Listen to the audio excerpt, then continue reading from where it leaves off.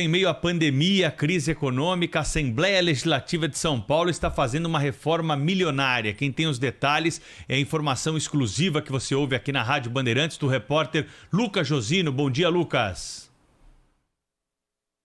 Bom dia aos ouvintes ligados aqui na Rádio Bandeirantes. Pois é, Pedro, 7,5 milhões de reais já foram gastos com obras, com uma grande reforma que é feita no Palácio 9 de Julho, a sede da Assembleia Legislativa do Estado de São Paulo. Nós estivemos na Lesp nas últimas semanas por diversas vezes, registramos por imagens e também conversamos com vários funcionários tudo o que está acontecendo. Os corredores estão vazios porque muitos deputados continuam trabalhando de casa e a gestão da Lesp aproveitou esse momento de home office dos deputados para fazer uma grande reforma na Assembleia. A gente viu desde instalações de piso, instalações elétricas, até grandes reformas nos 3 plenários. Para a gente poder ilustrar para o nosso ouvinte, para 350 mil reais foram gastos em manutenção de jardins, 3 milhões em reformas de plenários, além de outras obras também levaram esse montante de 7,5 milhões de reais gastos com obras. Lembrando que essa construção, essa reforma, começou no mês de maio, quando o estado de São Paulo registrava o pico de casos de coronavírus. A gente conversou com alguns especialistas, entre eles o Gil Castelo Branco, que é da ONG Contas Abertas, e ele falou para a gente que nesse momento essas obras não eram emergenciais e poderiam ter sido adiadas. Essa ideia de que temos orçamento e podemos fazer de tudo, a meu ver, durante a pandemia, isso não tem qualquer sentido. Deve-se sim economizar para que esses recursos possam até ser redirecionados para áreas mais importantes nesse momento. Quem nos assiste pelas redes sociais nesse momento, depois também pode, você que está no carro, você pode checar também nas nossas redes sociais as imagens das obras rolando lá na Lesp, muito bom, muito tijolo, muita gente passando de um lado para o outro, pedreiros, funcionários de manutenção. Foi tudo isso que a gente viu e registrou nas últimas semanas na Assembleia Legislativa de São Paulo, que é conhecida como a Casa do Povo. Nós procuramos o outro lado, conversamos com a gestão da Lesp, que nos mandou uma nota dizendo que essas obras já tinham sido aprovadas no orçamento da casa e também pontuou que teve um projeto aprovado em abril para reduzir verbas de gabinete e também salários de funcionários da Lesp. Pedro, Mariana e Thaís. Já tinham sido aprovadas, mas para tudo. Tem uma pandemia no meio do caminho. Nós estamos perdendo receita, estamos perdendo arrecadação.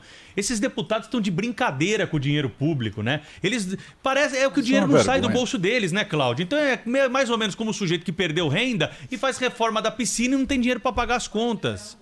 Já estava aprovado, é como se fosse uma justificativa. Já estava aprovado, desaprova, muda, entendeu, Mariana? Faz alguma coisa. O que não dá é para gastar 3 milhões de reais, né? Numa reforma aí de jardim, de ar-condicionado, de revestimento. 7. Não, 3 milhões nessa área. Pedaço. De jardim, ar-condicionado, né, piso, revestimento, de um lugar que não está sendo nem usado, Cláudio Humberto, pelos parlamentares, porque as sessões elas estão acontecendo de forma remota, né? Então não há nem justificativa para essa mordomia toda para os políticos aqui de São Paulo. Uma vez eu conversei essa pressa é coisa de quem tem interesse pessoal na reforma, né? Precisa, inclusive, investigar isso, porque por trás de cada licitação pública há sempre uma possibilidade muito grande de ter neguinho ganhando dinheiro com isso, né?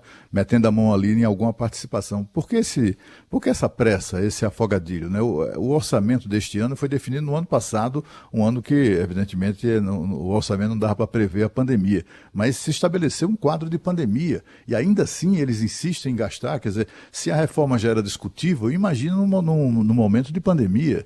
É uma vergonha, isso aí devia dar cadeia, né? Era preciso investigar isso a fundo, inclusive como um caso policial e não político. Ô, Cláudio, uma vez eu me lembro de uma época em que eu fui discutir com um político sobre o uso do dinheiro. E era o José Serra, que era ministro da Saúde.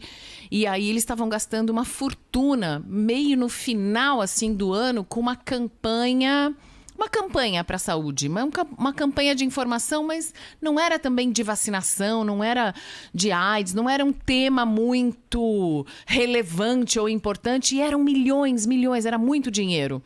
E eu falei, mas por que tanto dinheiro para uma campanha de informação? Assim, é muita grana. Ele falou assim, porque se eu não usar, eu perco esse dinheiro no orçamento do ano que vem. Eu tenho que usar. Ele sobrou, ele estava destinado para pasta, como ele sobrou, se eu não uso, eu perco ele para o ano que vem. Então eu tenho que usar em qualquer coisa, e a coisa mais rápida que eu consigo pensar é nisso. Então, é isso, esse dinheiro estava programado para fazer isso. Estava programado para fazer isso, os caras não conseguiram usar, estão gastando na grama do jardim.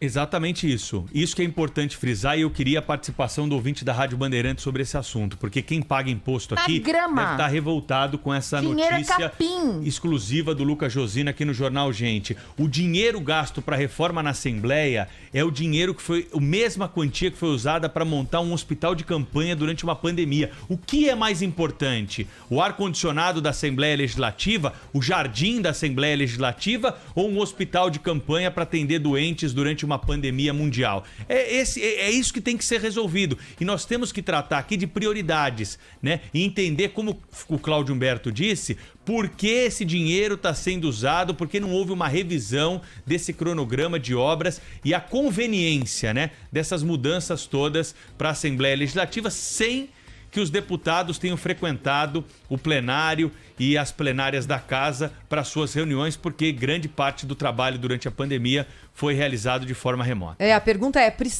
precisava disso agora? E olha, eu vou além, viu? A Assembleia Legislativa de São Paulo faz muito tempo que não entrega o que custa, não é? Quando a gente vê ali aquela multidão de deputados, de assessores, de rampas, de mármore, o que tem de fato entregado em termos de discussão, de produção legislativa, a Assembleia Legislativa de São Paulo?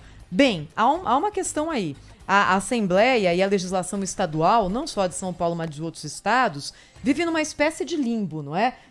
Pegando o que sobra da legislação federal e o que sobra da legislação municipal. Então é dessa forma que o nosso país foi organizado, infelizmente. Agora, dentro do que cabe à Assembleia, o que ela entrega? O que tem tido de discussão relevante? Ao longo desses incontáveis governos do mesmo partido que se sucedem no governo de São Paulo, a Assembleia tem basicamente carimbado o projeto que é mandado para lá, com maior ou menor dificuldade, mas faz muito tempo que eu não vejo nenhuma discussão relevante daquelas que de fato mexem com a vida dos cidadãos ser levada a cabo pela Assembleia Legislativa. E, Cláudio, que tem produzido escândalo somente, né? Teve a construção daquele anexo, lembra? Que é mais uma vez que a gente pergunta, precisava daquilo mesmo? E, Cláudio, quando você fala que quando tem ali uma obra pública, a gente tem que sempre ficar esperto. Você sabe que ontem eu estava ouvindo a declaração de alguém da área de saúde falando sobre planejamento da campanha de vacinação contra a Covid quando vier a vacina. E a pessoa falou assim, olha, não é só sair vacinando, porque é muito provável que a vacina tenha que ter ali a manutenção em geladeiras. Pelo que está se mostrando até agora, ela vai precisar ser conservada, independente de qual das vacinas vingue, ela vai precisar ser conservada numa temperatura específica e não vai poder ficar ali ao relento, a 20, 30, 40 graus, dependendo da região do Brasil. Ou seja, vai precisar ser feita uma compra gigantesca de geladeiras para reforçar o que já existe hoje nos postos de saúde. Já deve ter gente de olho grande em cima dessa novidade, né? Você sabe qual é Tem gente de olho num grande negócio, sabe o que é? Dos frasquinhos da vacina. Você imagina. O Butantan vai produzir de cara 46 milhões de doses de vacina. São 46 milhões de frasquinhos, né? Tem a tampinha. Tudo isso aí, quando você coloca em escala, né? É um faturamento extraordinário e para cada uma dessas coisas haverá concorrência, tem que ficar de olho, né? Nos estados vai ter isso, os estados vão ter que se equipar para receber as vacinas. A vacina de Oxford, por exemplo, exige um armazenamento, uma temperatura de armazenamento de, 70 graus negativos, é um negócio mesmo doido assim, né? O da Coronavac, enfim, a temperatura é baixa, abaixo de zero, mas não chega a tanto. É tudo muito complexo e tudo vai exigir sempre gasto público, licitação, licitação e vai ter... Olha, se os caras conseguiram roubar dinheiro na compra de materiais de combate à doença, né? Você imagina se eles vão deixar escapar a oportunidade oferecida pelo negócio da vacina.